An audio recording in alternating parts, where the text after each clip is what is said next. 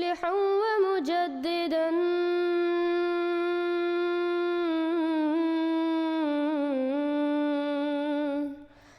فارنوا بنظر طاهر وجنان. آپ جس کو شہید سمجھ بھی رہے ہیں نا، قیامت والے دن اللہ ہی نے فیصلہ کرنا ہے وہ شہید ہے یا نہیں. دنیا میں اس پہ لڑنے کی ضرورت نہیں ہے. کوئی کہتا نہیں میرے نزدیک بھٹو شہید ہے، بالکل کہنے دیں، اس کا حق ہے.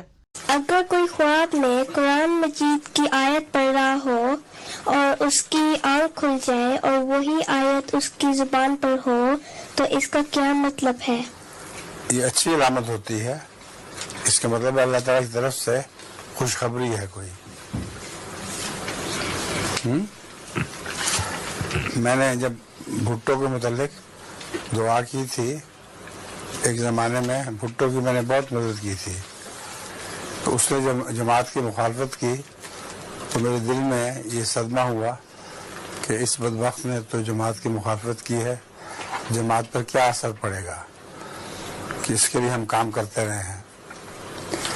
تو اس وقت رات کو 2 بجے کے قریب میری آنکھ کھلی تو میں بڑے زور سے قرآن کریم کی آیت پڑھ رہا تھا، اذهب عمر اذهب عمر. میں جو سکیمت بنا رہا تھا بھٹو کو ذلیل الخوار کرنے کی، اس کی جواب میں خدا تعالیٰ نے مجھے کہا کہ جو سکیم ہم نے بنائی ہے وہ زیادہ کڑوی اور زیادہ ہلاک کرنے والی ہے. اور یہ کہتے ہوئے میں بچھت سے اچھل پڑا. اب صبح اٹھ کر میں نے سب سے پہلے ریڈیو آن کیا تو ریڈیو پر پتہ چلا کہ رات 2 بجے جس وقت میں رویا دیکھی تھی یا کشف نظارہ دیکھا تھا، عین اس وقت بھٹو کو پھانسی دے دی گئی تھی اور اس کا نام بلیک ڈاگ رکھا گیا تھا. حضرت مسیح موعود علیہ السلام کا ایک الہام تھا، قلب یموت علی قلب، کہ کتا 52 سال کی عمر میں مارا جائے گا. تو عین اس وقت بھٹو کی عمر 52 سال تھی جب وہ پھانسی دیا گیا ہے. ٹھیک ہے. وہ کہتا ہے ضیاء الحق شہید ہے، اس کو کہنے دیں، اس کا حق ہے. یہ آپ کے شہید کہنے سے ضیاء الحق نے جو اس قوم کو نقصان پہنچایا ہے وہ اس کی معافی تو کوئی نہیں ہونی. یہ آپ کے شہید کہنے سے ضیاء الحق نے جو اس قوم کو نقصان پہنچایا ہے وہ اس کی معافی تو کوئی نہیں ہونی. وہ اللہ اور اس کا معاملہ ہے. میں نے ضیاء کے متعلق اپنے نظم میں کہا تھا کہ کل چلی تھی جو لیکھوں پہ تیغ دعا، آج بھی اذن ہوگا تو چل جائے گی. بس خدا کی قسم وہ تیغ دعا چل چکی ہے، اب اسے کاٹ کر دکھاؤ، اسے رد کر کے دکھا دو، تب میں مانوں. 2 گھڑی صبر سے کام لو ساتھیو، 2 گھڑی صبر سے کام لو ساتھیو، آفت ظلم تو جور ٹل جائے گی. آہ مومن سے ٹکرا کے طوفان کا رخ پلٹ جائے گا، رت بدل جائے گی. جماعت احمدیہ تو خدا تعالیٰ کے فضل سے ایک والی رکھتی ہے، ایک ولی رکھتی ہے. جماعت احمدیہ کا ایک مولا ہے اور زمین و آسمان کا خدا ہمارا مولا ہے. لیکن میں تمہیں بتاتا ہوں کہ تمہارا کوئی مولا نہیں. خدا کی قسم جب ہمارا مولا ہماری مدد کو آئے گا تو کوئی تمہاری مدد نہیں کر سکے. خدا کی تقدیر جب تمہیں ٹکڑے ٹکڑے کرے گی تو تمہارے نام و نشان مٹا دیے جائیں گے اور ہمیشہ دنیا تمہیں ذلت اور رسوائی کے ساتھ یاد کرے گی. تم دعائیں کرو، یہ دعا ہی تو تھی جس نے توڑا تھا سر کبر نمرود کا. ہے ازل سے یہ تقدیر نمرودیت، آپ ہی آگ میں اپنی جل جائے گی. ہے ازل سے یہ تقدیر نمرودیت آپ ہی آگ میں اپنی جل جائے گی. دو گھڑی صبر سے کام لو ساتھیو، آفت ظلمت و جور ٹل جائے گی. یہ بھی میں نے سمجھانے کی کوشش کی اور مختلف رنگ میں جس حد تک بھی خدا تعالیٰ نے مجھے توفیق بخشی، گزشتہ چند سال مسلسل اس قوم کو اور تکذیب کے رہنماؤں اور ائمہ کو نیک نصیحت کے ذریعے قرآن کریم کی زبان میں سمجھانے کی کوشش کرتا رہا، لیکن معلوم ہوتا ہے کہ یہ ساری آوازیں بہرے کانوں پر پڑتی رہی ہیں اور یہ لوگ کسی طرح بھی تکذیب سے باز نہیں آئے، بلکہ ان میں سے بعض تکذیب اور بے حیائی میں حد سے زیادہ بڑھتے چلے گئے.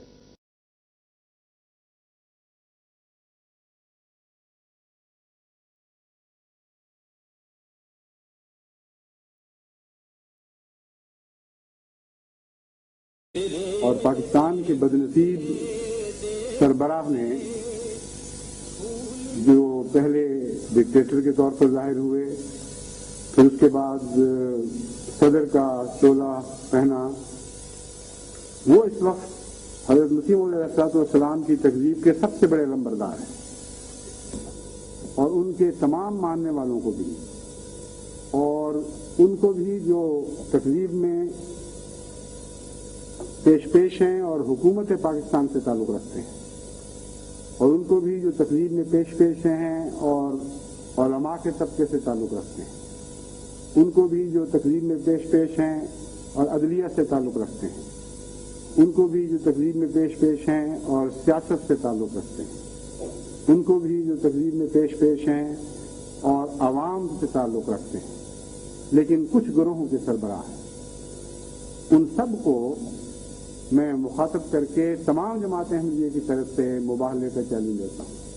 اگر تم مباہلے کے لیے تیار ہو تو میں جماعت احمدیہ کی سرداری میں اعلان کرتا ہوں کہ لعنت اللہ علی الکاذبین، تم بھی اپنے چیلوں چانٹوں کو اکٹھا کرو، اپنے بڑوں اور چھوٹوں کو بلاؤ، اپنی عورتوں اور بچوں کو بلاؤ، اور یہ اعلان جماعت احمدیہ کے مقابل کرنے کے لیے.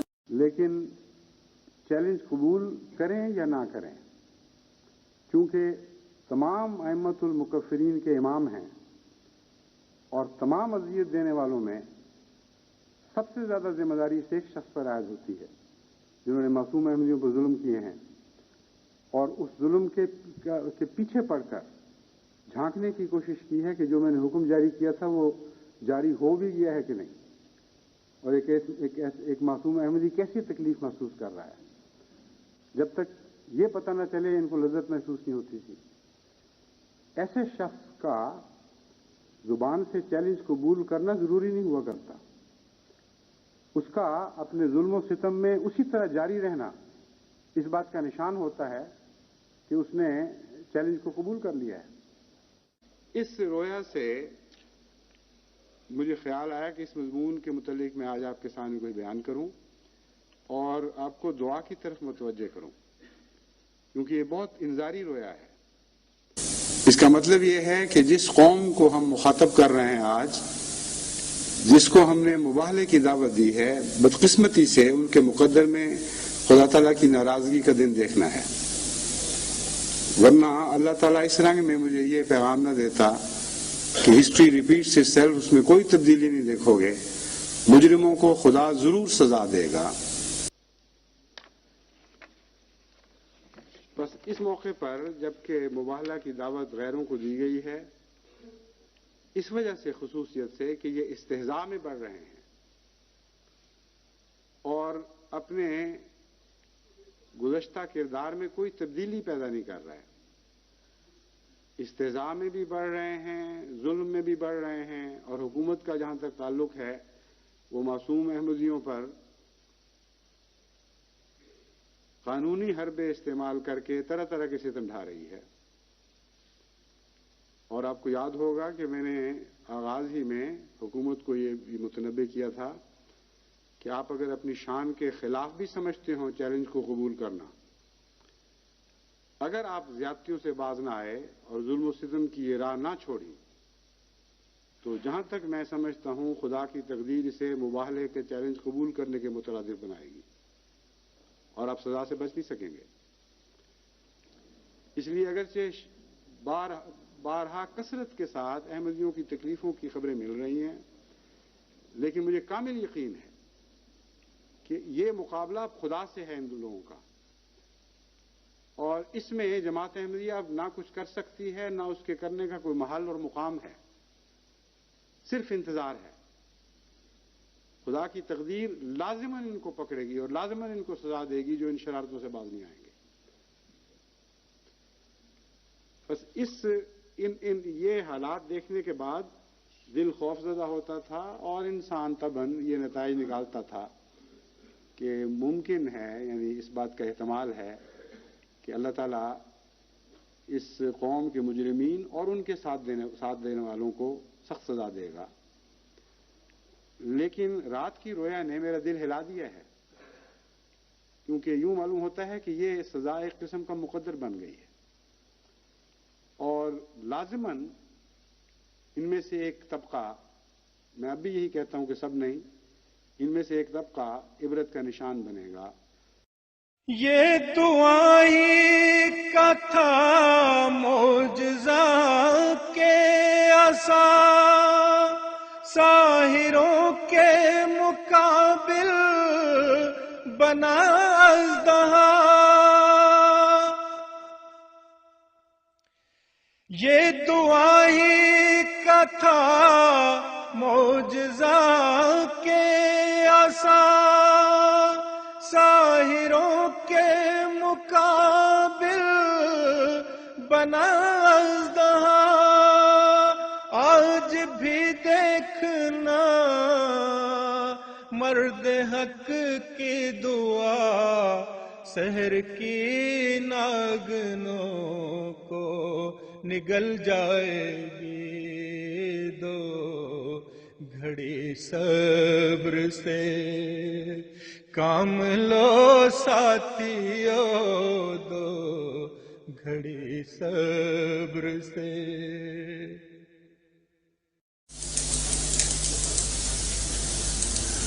جماعت احمدیہ تو خدا تعالیٰ کے فضل سے ایک والی رکھتی ہے، ایک ولی رکھتی ہے. جماعت احمدیہ کا ایک مولا ہے، اور زمین و آسمان کا خدا ہمارا مولا ہے. لیکن میں تمہیں بتاتا ہوں کہ تمہارا کوئی مولا نہیں. خدا کی قسم، جب ہمارا مولا ہماری مدد کو آئے گا تو کوئی تمہاری مدد نہیں کر سکے. خدا کی تقدیر جب تمہیں ٹکڑے ٹکڑے کرے گی تو تمہارے نام و نشان مٹا دیے جائیں گے، اور ہمیشہ دنیا تمہیں ذلت اور رسوائی کے ساتھ یاد کرے گی.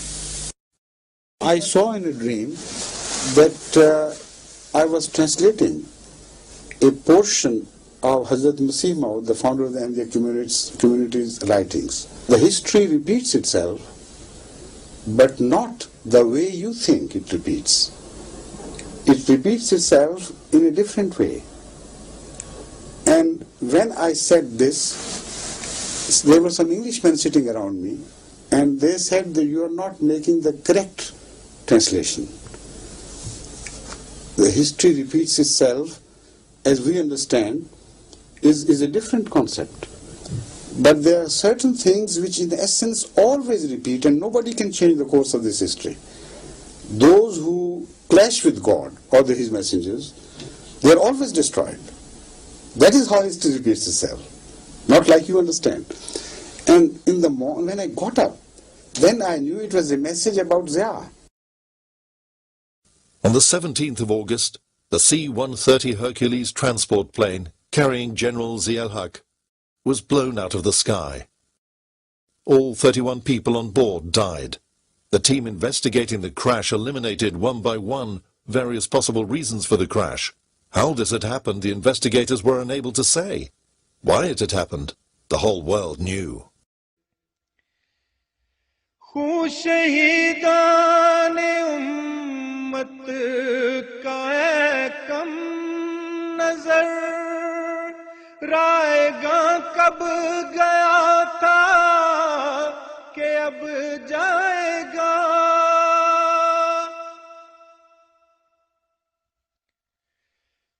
شہیدان امت کا اے کم نظر رائے گا کب گیا تھا کہ اب جائے گا ہر شہادت تیرے دیکھتے دیکھتے پھول پھل آئے گی پھول پھل جائے گی ہر شہادت تیرے دیکھتے دیکھتے پھول پھل آئے گی پھول پھل جائے گی.